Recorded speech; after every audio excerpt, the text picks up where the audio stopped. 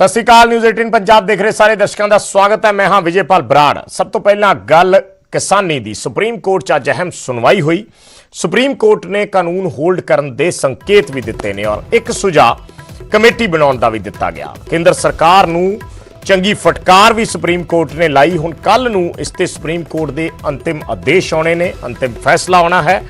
हालांकि उगराहां धड़े ने सुप्रीम कोर्ट के कमेटी वाले सुझाव नूं रद्द कर दिता है। यह भी खबर आ रही है कि जिहड़ियां बाकी किसान जथेबंदियां भी ने उन्हां वल्लों भी कमेटी बनाउण दे फैसले नूं रद्द कर दिता गया है। उन्हां कहा है कि वो कमेटी का हिस्सा नहीं होणगे। हालांकि उन्होंने अज दे सुप्रीम कोर्ट दियां टिप्पणियां दा या इस पूरी कार्रवाई का स्वागत किया है। जो किसानां दे पक्ष दे विच स्टैंड सुप्रीम कोर्ट वल्लों लिया गया है उसका किसान जथेबंदियां ने स्वागत किया है। BKU उगराहां कह रही है कि कानून नूं रद्द करना चाहिए है, कोई कानून लोगों तो उपर नहीं है। कोर्ट की सुनवाई की कुछ होया असीं तुहानूं दस रहे हाँ। अज तुहाडे तो CJI ने, चीफ जस्टिस ऑफ इंडिया ने कहा कि असीं तुहाडे तो बहुत नाराज़ हाँ। तुसीं क्या असीं गल कर रहे हो, पर तुसीं किस तरह की गल कर रहे सी, की नैगोशिएशन कर रहे सी। केंद्र सरकार नूं फटकार लाई गई है चीफ जस्टिस वालों। उन्होंने कहा कि असीं कानून नूं रद्द करनों नहीं कह सकते, साडा मकसद समस्या का हल करना है। तुसीं कानून नूं होल्ड क्यों नहीं कर देते। इत्थों तक भी सुप्रीम कोर्ट ने कहा कि असीं सुनिया है कि असली समस्या ही कानून ने, सो तुसीं समस्या का हिस्सा हो या हल का, यह भी पूछा गया केंद्र सरकार नूं। केंद्र सरकार के वकील ने कहा कि दूजे सूबे कानून नूं लागू किया जा रहा है क्योंकि उत्थे किसानां नूं समस्या नहीं है पर प्रदर्शनकारियों नूं समस्या है। साडे नाल बलबीर सिंह राजेवाल जुड़े ने होर ताज़ा अपडेट के लिए। राजेवाल साहब बहुत बहुत स्वागत है न्यूज़ 18 पंजाब दे विच। सब तो पहला जानना चाहांगे जिहड़े अज 4 वकील तुहाडे बिहाफ ते पेश होए सी, उन्हां दे नाल तुहाडी मीटिंग हो चुकी है और जे हो चुकी है तो की उस दे विचों फाइनल जिहड़ा तुसीं कोई फैसला लिया अगे दा? विजयपाल जी इस तरह सी भी कुछ जिवें कमेटी बनाउण वास्ते सुप्रीम कोर्ट का व्यू सी, उदों साडे वकीलां ने कहा भी सानू अपने क्लाइंट नूं पुछना पएगा, ਉਹਦੇ बिना ਅਸੀਂ कुछ नहीं कह सकांगे। बल्कि हरीश सालवे किसी होर केस सीगे, उन्होंने भी चीफ जस्टिस नूं कहा कि मिस्टर दवे नूं कल तक टाइम दिता जाए। तो कल नूं उन्होंने कहा सीगा भी पुछ के सानू दस्सिओ, पर हुण जिहड़ी लिस्ट रिलीज हुई है कल नूं केसेस दी, ਉਹਦੇ ਵਿੱਚ फिर चर्चा वास्ते नहीं रखिया, उन्होंने सीधा ऑर्डर से लै आंदा। तो असी इस करके स्टेटमेंट जारी की है भी जे कोई सुप्रीम कोर्ट इदां दी कमेटी बनाएगा वो कमेटी ते ओदे अगे पेश होने वास्ते असीं बाउंड नहीं, असीं ओदे अगे पेश नहीं होवांगे जी। अच्छा राजेवाल साहब, जिहड़ा अज जो उन्होंने कहा सुप्रीम कोर्ट ने कि असीं जे इसनूं रोक दईए, इसनूं होल्ड कर लईए, उसनूं तुसीं किस लिहाज नाल देख रहे हो? देखो जी, जो इहनूं रोक दिंदे ने एक तरह नाल कोर्ट ने मान लिया भी कानून वाकई गलत बने ने तां वो स्टे करनगे। तो ये तां जो असीं कहने साडी जिहड़ी साडा जो केस है वो ठीक सिद्ध हो जाता है। जिद्दां दे बार बार रिमार्क्स पास किए या कमेंट किए सुप्रीम कोर्ट के चीफ जस्टिस ने, वो बार बार क्लीयर करते हैं भी साडा स्टैंड बिल्कुल ठीक है। सो राजेवाल साहब, इस वेले जिवें आपां देखिए कि 100 गल्लां दी एक गल यही है कि किसी तरीके अंदोलन खत्म करवाया जाए, यही केंद्र सरकार की भी कोशिश है। सो ऐसे विच जिहड़ी ये गल वार वार आ रही है कि जे कानून नूं होल्ड कर ले, जिवें अज सुप्रीम कोर्ट ने भी पूछा तो की उस तो बाद किसान अपना अंदोलन खत्म करनगे। सो उसनूं लैके थोड़ा की प्रतिक्रम है, की ईवन इत्थे तक सुप्रीम कोर्ट विच जदों बार बार बहस हो रही सी उदों भी ते जिहड़ियां पिछलियां मीटिंगां ने साडे नाल होईयां ਉਹਦੇ ਵਿੱਚ भी ਉਹ ਕਾਨੂੰਨ ਨੂੰ ਰਿਪੀਲ ਕਰਨ ਵਾਸਤੇ ਤਾਂ ਅੜੀਅਲ ਵਤੀਰਾ ਅਖਤਿਆਰ ਕੀਤਾ ਹੋਇਆ ਸੀ ਕੇਂਦਰ ਸਰਕਾਰ ਨੇ। ਉਹ ਆਨੇ ਬਹਾਨੇ ਟਾਲਣਾ ਚਾਹੁੰਦੇ ਨੇ ਵੀ ਕਮੇਟੀਆਂ ਦੇ ਚੱਕਰ 'ਚ ਪਾ ਦਿਓ, ਸਰਕਾਰ ਵਿੱਚੋਂ ਨਿਕਲ ਜੇ। ਤੇ ਅਸੀਂ ਇਸੇ ਕਰਕੇ ਅੱਜ ਸਟੇਟਮੈਂਟ ਦੇਤੀ ਵੀ ਅਸੀਂ ਉਸ ਕਮੇਟੀ ਨੂੰ ਨਹੀਂ ਮੰਨਾਂਗੇ, ਅਸੀਂ ਉਹਦੇ ਅੱਗੇ ਪੇਸ਼ ਨਹੀਂ ਹੋਵਾਂਗੇ, ਸਾਡਾ ਅੰਦੋਲਨ ਜਾਰੀ ਰਹੇਗਾ ਜਦੋਂ ਤੱਕ ਇਹ ਰਿਪੀਲ ਨਹੀਂ ਹੁੰਦੇ। सो तुहाडे जिहड़े वकील ने वो ते कल नूं सुप्रीम कोर्ट च पेश होणगे इस पूरी सुनवाई दे दौरान? नहीं, कल सुनवाई हो नहीं रही, इसे करके स्टेटमेंट दी है सी। एक दिन का टाइम दिता सी कोर्ट ने, कल नूं तुसीं अपने क्लाइंट्स नूं पुछ के दसो। ते क्लाइंट्स नूं साडे नाल अज डिस्कशन होई, पर उन्होंने जिहड़ी लिस्ट आ गई वो ऑर्डर से रखता केस कल नूं। तो इसदा मतलब बहस होनी नहीं, कोई चर्चा होनी नहीं। असीं तां इस तो पहला ਵੀ ਜਦੋਂ ਬਹਿਸ ਨਹੀਂ ਹੋਣੀ ਤੇ ਸਾਡੇ ਵਕੀਲਾਂ ਨੂੰ ਆਪਣੇ ਕਲਾਇੰਟਸ ਦੀ ਰਾਏ ਲੈ ਕੇ ਦੱਸਣ ਦਾ ਮੌਕਾ ਹੀ ਨਹੀਂ ਦਿੱਤਾ ਤੇ ਫਿਰ ਅਸੀਂ ਜੇ ਕਮੇਟੀ ਸੁਪਰੀਮ ਕੋਰਟ ਬਣਾ ਦੇਗੀ ਅਸੀਂ ਉਹਦਾ ਵਿਰੋਧ ਕਰਾਂਗੇ। ਤਾਂ ਹੀ ਵੈਲ ਇਨ ਐਡਵਾਂਸ ਅੱਜ ਇਹਦੀ ਸਟੇਟਮੈਂਟ ਸ਼ਾਮ ਹੁਣੇ ਗੱਲ ਕਰਕੇ ਅਸੀਂ ਜਾਰੀ ਕਰਤੀ। ਸੋ ਕੱਲ ਦੀ ਤਰੀਕ ਦਿੱਤੀ ਗਈ ਸੀ ਰਾਜੇਵਾਲ ਸਾਹਿਬ, ਔਰ ਉਸ ਦੇ ਵਿੱਚ ਸ਼ਾਮ ਨੂੰ ਜਿਹੜੇ ਉਹਨਾਂ ਦੇ ਆਰਡਰ ਆਏ ਤਾਂ ਉਹਦੇ 'ਚ ਉਹਨਾਂ ਨੇ ਲਿਖਿਆ ਕਿ ਕੱਲ ਨੂੰ ਅਸੀਂ ਇਸ ਤੇ ਡਿਸੀਜਨ ਲਵਾਂਗੇ। ਕੀ ਤੁਹਾਨੂੰ ਇਹ ਬਿਲਕੁਲ ਕਨਫਰਮ ਹੈ ਕਿ ਉਸ ਤੋਂ ਪਹਿਲਾਂ ਕੋਈ ਗੱਲਬਾਤ, ਕੋਈ ਸੁਣਵਾਈ ਨਹੀਂ ਹੋਏਗੀ? ਨਹੀਂ, ਜਿਹੜੀ ਅੱਜ ਲਿਸਟ ਜਾਰੀ ਹੋਈ ਹੈ ਜੀ, ਉਹਦੇ ਤੇ ਕੋਈ ਇਹਦੇ ਤੇ ਚਰਚਾ ਕਰਨ ਵਾਸਤੇ ਜਿਹੜੇ ਕੇਸਿਸ ਦੀ ਲਿਸਟ ਆ ਉਹਦੇ ਵਿੱਚ ਨਹੀਂ ਹੈ। ਇਹ ਕੇਸ ਸਿਰਫ ਆਰਡਰ ਜਾਰੀ ਕਰਨ ਵਾਸਤੇ ਹੈ। ਤੇ ਜਦੋਂ ਆਰਡਰ ਜਾਰੀ ਹੋਣੇ, ਚਰਚਾ ਹੋਣੀ ਨਹੀਂ, ਕੋਈ ਬਹਿਸ ਹੋਣੀ ਨਹੀਂ, ਤੇ ਫਿਰ ਇਹਦਾ ਮਤਲਬ ਇਹ ਹੈ ਵੀ ਵਕੀਲਾਂ ਦੀ ਸੁਣੀ ਨਹੀਂ ਜਾਣੀ। ਸੋ ਤੁਹਾਡਾ ਬੜਾ ਸਪਸ਼ਟ ਕਹਿਣਾ ਹੈ ਕਿ ਬਸ ਕਾਨੂੰਨ ਰੱਦ ਹੋਣੇ ਚਾਹੀਦੇ ਆ, ਇਸ ਤੋਂ ਘੱਟ ਕੁਝ ਵੀ ਮਨਜ਼ੂਰ ਨਹੀਂ, ਔਰ ਕਿਸੇ ਕਮੇਟੀ ਦਾ ਹਿੱਸਾ ਕਿਸਾਨ ਨਹੀਂ ਬਣਨਗੇ। ਬਿਲਕੁਲ ਬਿਲਕੁਲ ਐਗਜ਼ੈਕਟਲੀ ਇਹੋ ਅਸੀਂ ਆਪਣੇ ਵਕੀਲਾਂ ਰਾਹੀਂ ਜਿਹੜਾ ਕੱਲ ਨੂੰ ਕਹਿਣਾ ਚਾਹੁੰਦੇ ਸੀ, ਜਿਹਦਾ ਅੱਜ ਦੀ ਲਿਸਟ ਕੱਲ ਦੇ ਕੇਸਿਸ ਦੀ ਜਾਰੀ ਹੋਈ ਹੈ, ਉਹਨੂੰ ਦੇਖ ਕੇ ਕਲੀਅਰ ਹੋ ਗਿਆ ਵੀ ਕੱਲ ਨੂੰ ਸੁਪਰੀਮ ਕੋਰਟ ਜਿਹਨਾਂ ਤੇ ਬਹਿਸ ਨਹੀਂ ਹੋਣੀ, ਸਿੱਧਾ ਆਰਡਰ ਜਾਰੀ ਹੋਣਾ। ਸਾਨੂੰ ਸ਼ੱਕ ਹੈ ਵੀ ਇਦਾਂ ਦਾ ਕੋਈ ਸੁਪਰੀਮ ਕੋਰਟ ਕੋਈ ਕਮੇਟੀ ਬਣਾ ਕੇ ਚੱਕਰ ਪਾ ਕੇ ਸਰਕਾਰ ਨੂੰ ਕੱਢਣ ਦੀ ਕੋਸ਼ਿਸ਼ ਕਰੇਗੀ। ਅਸੀਂ ਅੱਜ ਪਹਿਲਾਂ ਹੀ ਕਹਿ ਦਿੱਤਾ ਵੀ ਐਸੀ ਕਮੇਟੀ ਨੂੰ ਅਸੀਂ ਉਹਨਾਂ ਦੇ ਅੱਗੇ ਪੇਸ਼ ਨਹੀਂ ਹੋਵਾਂਗੇ।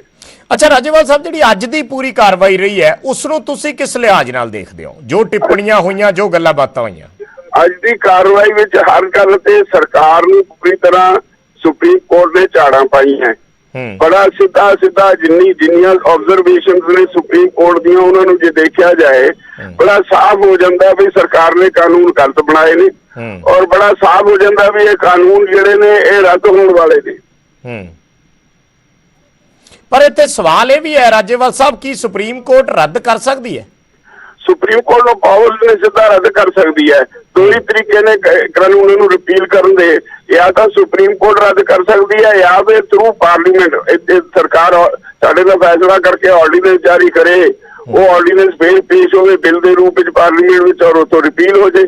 ਦੋ ਹੀ ਤਰੀਕੇ ਨੇ, ਜਾਂ ਥਰੂ ਪਾਰਲੀਮੈਂਟ ਜਾਂ ਸੁਪਰੀਮ ਕੋਰਟ।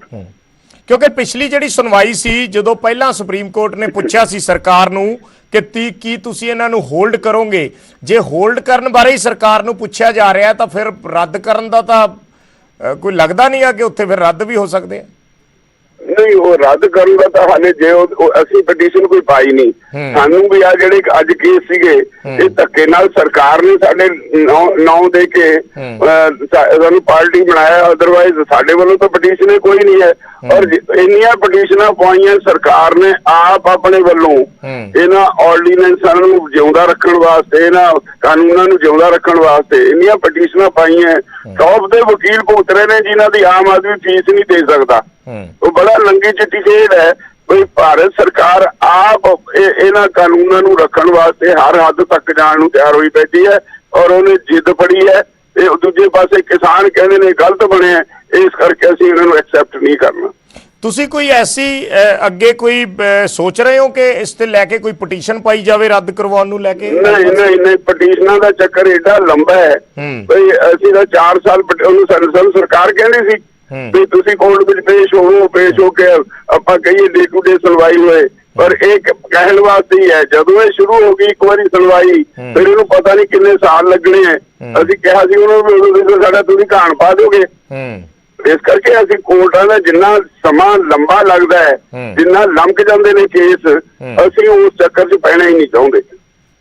ਠੀਕ ਹੈ, ਧੰਨਵਾਦ ਰਾਜੇਵਾਲ ਸਾਹਿਬ ਸਾਡੇ ਨਾਲ ਜੁੜਨ ਲਈ, ਆਪਣਾ ਪ੍ਰਤੀਕਰਮ ਦੇਣ ਲਈ, ਗੱਲ ਰੱਖਣ ਲਈ। ਤਾਂ ਬਲਬੀਰ ਸਿੰਘ ਰਾਜੇਵਾਲ ਸੀਨੀਅਰ ਕਿਸਾਨ ਆਗੂ ਨੇ ਔਰ ਸੰਯੁਕਤ ਕਿਸਾਨ ਮੋਰਚੇ ਦਾ ਹਿੱਸਾ ਨੇ। ਉਹਨਾਂ ਵੱਲੋਂ ਬਕਾਇਦਾ ਇੱਕ ਅਫੀਸ਼ੀਅਲ ਬਿਆਨ ਵੀ ਜਾਰੀ ਹੋਇਆ ਔਰ ਨਿਊਜ਼ 18 ਪੰਜਾਬ ਤੇ ਇਹ ਉਹਨਾਂ ਨੇ ਐਕਸਕਲੂਸਿਵ ਗੱਲਬਾਤ ਕੀਤੀ ਹੈ ਬਲਬੀਰ ਸਿੰਘ ਰਾਜੇਵਾਲ ਹੋਰਾਂ ਨੇ, ਜਿਸ 'ਚ ਉਹਨਾਂ ਨੇ ਸਪਸ਼ਟ ਕਹਿਤਾ ਕਿ ਜਿਹੜੀ ਕਮੇਟੀ ਬਣਾਉਣ ਦੇ ਸੰਕੇਤ ਦਿੱਤੇ ਜਾ ਰਹੇ ਨੇ, ਅਸੀਂ ਉਸ ਕਮੇਟੀ ਦਾ ਹਿੱਸਾ ਬਿਲਕੁਲ ਨਹੀਂ ਬਣਾਂਗੇ। ਉਹ ਕਮੇਟੀ ਸਾਨੂੰ ਮਨਜ਼ੂਰ ਨਹੀਂ ਹੈ ਔਰ ਜਿਹੜੀਆਂ ਕਿਸਾਨ ਜਥੇਬੰਦੀਆਂ ਨੇ ਉਹ ਕਾਨੂੰਨਾਂ ਤੇ ਰੋਕ ਲਾਉਣ ਨਾਲ ਨਹੀਂ ਸਹਿਮਤ, ਕਾਨੂੰਨਾਂ ਨੂੰ ਰੱਦ ਕਰਨਾ ਹੀ ਉਹਨਾਂ ਦੀ ਮੰਗ ਹੈ। ਇਹ ਸਪਸ਼ਟ ਤੌਰ ਤੇ ਬਲਬੀਰ ਸਿੰਘ ਰਾਜੇਵਾਲ ਹੋਰਾਂ ਨੇ ਬਿਆਨ ਨਿਊਜ਼ 18 ਪੰਜਾਬ ਤੇ ਦਿੱਤਾ ਹੈ। ਉਸ ਤੋਂ ਘੱਟ ਉਹਨਾਂ ਕਿਹਾ ਹੈ ਕਿ ਸਾਨੂੰ ਕੁਝ ਵੀ ਮਨਜ਼ੂਰ ਨਹੀਂ ਔਰ ਅੰਦੋਲਨ ਇਸੇ ਤਰੀਕੇ ਨਾਲ ਚੱਲਦਾ ਰਹੇਗਾ।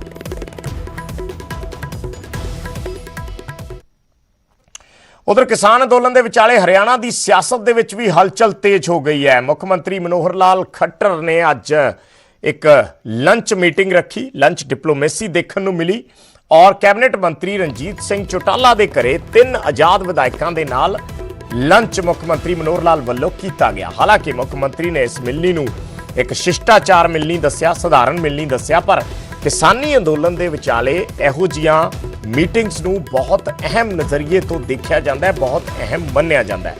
ਦੂਸਰੇ ਪਾਸੇ ਅਸੀਂ ਇੱਕ ਤਸਵੀਰ ਹੋਰ ਦਿਖਾ ਰਹੇ ਹਾਂ ਕਿ ਅਮਿਤ ਸ਼ਾਹ ਦੇ ਨਾਲ ਦੁਸ਼ਯੰਤ ਚੌਟਾਲਾ ਕੱਲ ਮੀਟਿੰਗ ਕਰ ਸਕਦੇ ਆ। ਹਾਲਾਂਕਿ ਇਹ ਸੋਰਸਸ ਦੇ ਹਵਾਲੇ ਤੋਂ ਖਬਰ ਹੈ ਕਿ ਦੁਸ਼ਯੰਤ ਚੌਟਾਲਾ ਆਪਣੀ ਪਾਰਟੀ ਦੇ ਸਾਰੇ ਜਿਹੜੇ ਜੇਜੇਪੀ ਦੇ ਵਿਧਾਇਕ ਨੇ ਉਹਨਾਂ ਨੂੰ ਨਾਲ ਲੈ ਕੇ ਇਹ ਮੀਟਿੰਗ ਅਮਿਤ ਸ਼ਾਹ ਦੇ ਨਾਲ ਕਰ ਸਕਦੇ ਆ। ਗੱਲਬਾਤ ਬੜੀ ਜ਼ਾਹਿਰ ਜੀ ਗੱਲ ਹੈ ਕਿ ਕਿਸਾਨੀ ਮੁੱਦੇ ਤੇ ਹੋਏਗੀ, ਕਿਉਂਕਿ ਦੋ ਤਸਵੀਰਾਂ ਜਦੋਂ ਪੈਰਲਲ ਨਜ਼ਰ ਆਉਂਦੀਆਂ ਨੇ ਕਿ ਇੱਕ ਪਾਸੇ ਵਿਧਾਇਕ ਇਕੱਠੇ ਹੋ ਕੇ ਅਮਿਤ ਸ਼ਾਹ ਕੋਲ ਜਾਣਗੇ ਤਾਂ ਦੂਜੇ ਪਾਸੇ ਇੱਧਰ ਆਜ਼ਾਦ ਵਿਧਾਇਕਾਂ ਤੇ ਡੋਰੇ ਪਾਉਣ ਦੀ ਲੰਚ ਡਿਪਲੋਮੇਸੀ ਦੇ ਜ਼ਰੀਏ ਕਵਾਇਦ ਹੈ, ਤਾਂ ਕਿਤੇ ਨਾ ਕਿਤੇ ਇਹਨਾਂ ਤਸਵੀਰਾਂ ਨੂੰ ਦੇਖ ਕੇ ਇਸ ਦਾ ਸੰਦਰਭ ਇਹ ਕੱਢਿਆ ਜਾ ਸਕਦਾ ਹੈ ਕਿ ਮਨੋਹਰ ਲਾਲ ਸਰਕਾਰ ਨੂੰ ਇਹ ਡਰ ਹੈ ਕਿ ਦੁਸ਼ਯੰਤ ਚੌਟਾਲਾ ਕੋਈ ਸਖਤ ਫੈਸਲਾ ਲੈ ਸਕਦੇ ਆ, ਕਿਉਂਕਿ ਉਹ ਸਰਕਾਰ ਦੇ ਵਿੱਚ ਭਾਈਵਾਲ ਹੈ। ਜੇ ਕਿਤੇ ਉਹ ਸਰਕਾਰ ਤੋਂ ਕਿਨਾਰਾ ਕਰ ਜਾਂਦੇ ਆ ਤਾਂ ਸਰਕਾਰ ਨੂੰ ਖਤਰਾ ਨਾ ਖੜਾ ਹੋ ਜੇ। ਇਸ ਕਰਕੇ ਜਿਹੜੇ ਆਜ਼ਾਦ ਵਿਧਾਇਕ ਨੇ ਉਹਨਾਂ ਦੇ ਨਾਲ ਗਿਣਤੀ ਪੂਰੀ ਕਰਨ ਦੀ ਕੋਸ਼ਿਸ਼ ਮੁੱਖ ਮੰਤਰੀ ਮਨੋਹਰ ਲਾਲ ਦੀ ਰਹਿ ਸਕਦੀ ਹੈ ਆਪਣੀ ਸਰਕਾਰ ਨੂੰ ਬਚਾਉਣ ਲਈ। ਇਹ ਸਿਆਸੀ ਮਾਇਨੇ, ਸਿਆਸੀ ਸਫਾਂ ਦੇ ਵਿੱਚ ਇਸ ਦੀ ਚਰਚਾ ਹੋ ਰਹੀ ਹੈ, ਮੀਡੀਆ ਸਫਾਂ ਦੇ ਵਿੱਚ ਇਸ ਦੀ ਚਰਚਾ ਹੋ ਰਹੀ ਹੈ। ਇਹ ਦੋ ਅਹਿਮ ਤਸਵੀਰਾਂ ਹਰਿਆਣੇ ਦੀ ਸਿਆਸਤ ਨਾਲ ਜੁੜੀਆਂ ਅਸੀਂ ਤੁਹਾਨੂੰ ਦਿਖਾ ਰਹੇ ਹਾਂ। ਇੱਕ ਅੱਜ ਮੀਟਿੰਗ ਹੋਈ ਹੈ, ਇੱਕ ਕੱਲ ਨੂੰ ਹੋਣ ਜਾ ਰਹੀ ਹੈ। ਇਹ ਸੋਰਸਿਸ ਦੇ ਹਵਾਲੇ ਤੋਂ ਖਬਰ ਹੈ।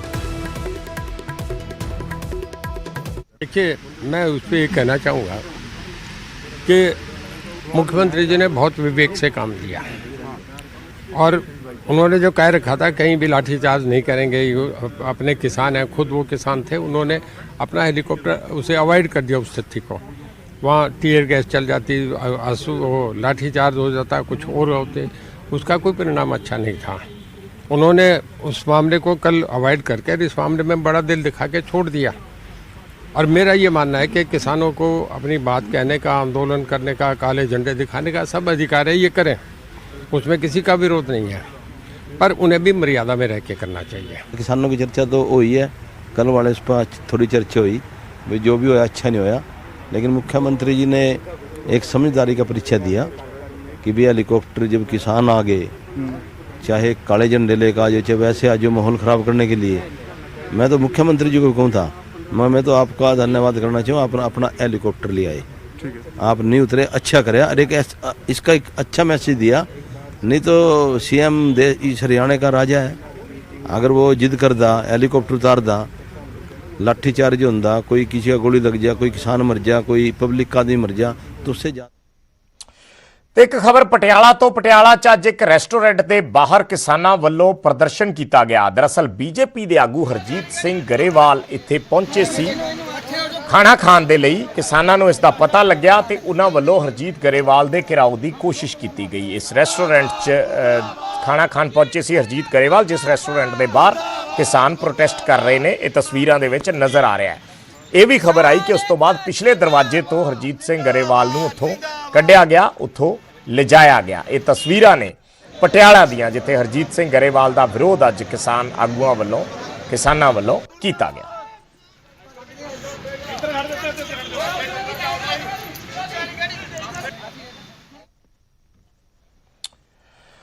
ਤੇ ਪੰਜਾਬੀ ਗਾਇਕਾਂ ਵੱਲੋਂ ਕਿਸਾਨੀ ਅੰਦੋਲਨ ਨੂੰ ਸਮਰਪਿਤ ਗੀਤ ਗਾਏ ਜਾ ਰਹੇ ਨੇ, ਜੋ ਪ੍ਰਸਿੱਧ ਵੀ ਕਾਫੀ ਹੋ ਰਹੇ ਨੇ। ਹੁਣ ਇਸ 'ਚ ਨਵਾਂ ਨਾਮ ਜੁੜਿਆ ਹੈ ਕਾਂਗਰਸ ਦੇ ਵਿਧਾਇਕ ਰਾਜਕੁਮਾਰ ਵੇਰਕਾ ਦਾ। ਵੇਰਕਾ ਨੇ ਕਿਸਾਨ ਅੰਦੋਲਨ ਨੂੰ ਸਮਰਪਿਤ ਇੱਕ ਨਵਾਂ ਗੀਤ ਗਾਇਆ ਹੈ। ਗੀਤ ਦਾ ਨਾਮ ਹੈ ਹੁੱਕ। ਇਸ ਗੀਤ 'ਚ ਪੰਜਾਬੀ ਲੋਕ ਗਾਇਕ ਤੇ ਕਾਂਗਰਸ ਦੇ ਲੋਕ ਸਭਾ ਮੈਂਬਰ ਮੁਹੰਮਦ ਸਦੀਕ ਵੀ ਸਹਾਇਕ ਗਾਇਕ ਤੇ ਅਦਾਕਾਰ ਦੇ ਰੂਪ 'ਚ ਨਜ਼ਰ ਆ ਰਹੇ ਨੇ।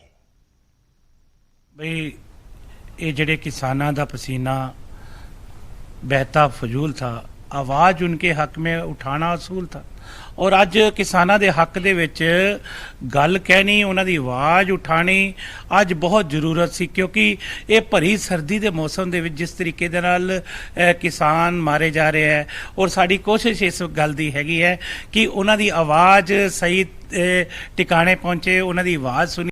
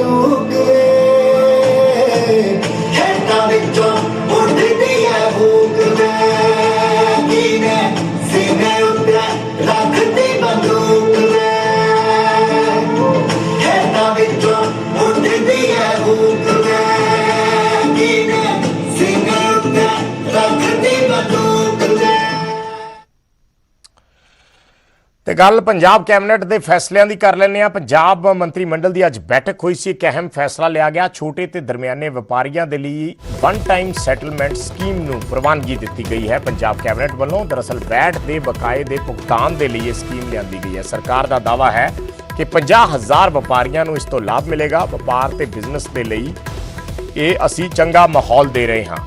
ਇਸ ਦੇ ਨਾਲ ਸਰਕਾਰ ਨੇ ਪੈਟਰੋਲ ਤੇ ਡੀਜ਼ਲ ਤੇ 25 ਪੈਸੇ ਪ੍ਰਤੀ ਲੀਟਰ ਵਿਸ਼ੇਸ਼ ਆਈਡੀ ਵਸੂਲਣ ਨੂੰ ਵੀ ਫੀਸ ਵਸੂਲਣ ਨੂੰ ਵੀ ਮਨਜ਼ੂਰੀ ਦੇ ਦਿੱਤੀ ਗਈ ਹੈ। ਅਚਲ ਜਾਇਦਾਦ ਦੀ ਖਰੀਦ ਦੀ ਕੀਮਤ ਤੇ ਪ੍ਰਤੀ ਸੈਂਕੜਾ 25 ਪੈਸੇ ਵਿਸ਼ੇਸ਼ ਆਈਡੀ ਵਸੂਲਣ ਨੂੰ ਵੀ ਅੱਜ ਕੈਬਨਿਟ ਵੱਲੋਂ ਮਨਜ਼ੂਰੀ ਦਿੱਤੀ ਗਈ ਹੈ।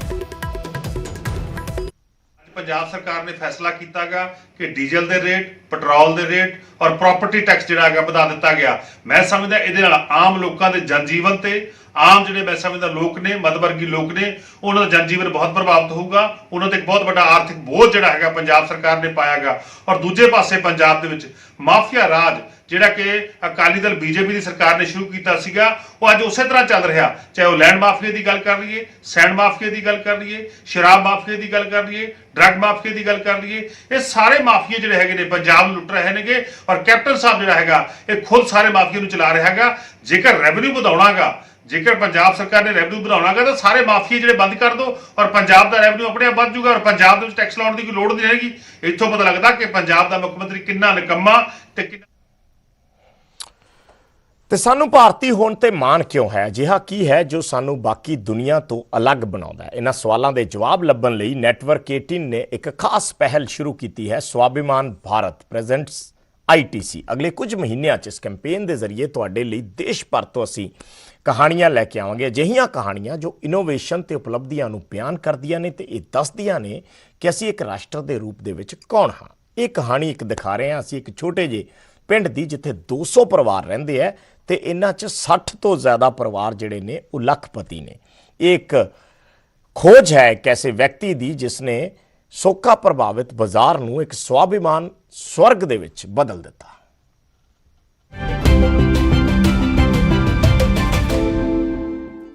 हेवरे बाजार महाराष्ट्र का एक गांव जिसे 1970 और 80 के दशक में सूखे ने तबाह कर दिया था, लेकिन आज 235 परिवारों में से 60 परिवार लखपति हैं।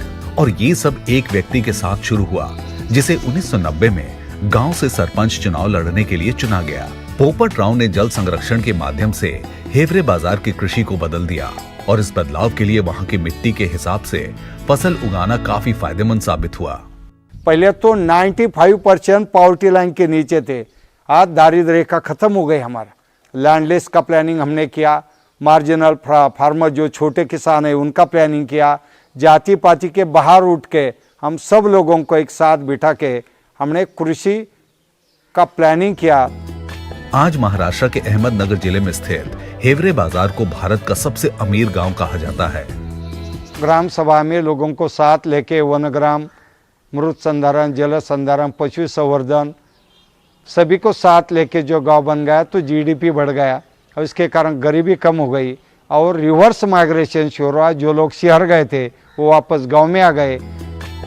हेवरे बाजार के पोपट राव एक बेहतरीन उदाहरण है धन बनाने के लिए स्वाभिमानी तरीके से।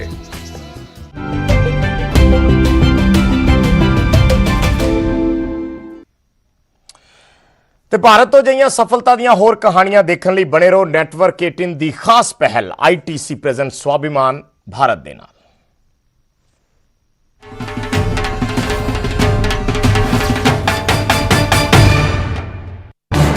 इस न्यूज हेडलाइंस के प्रायोजक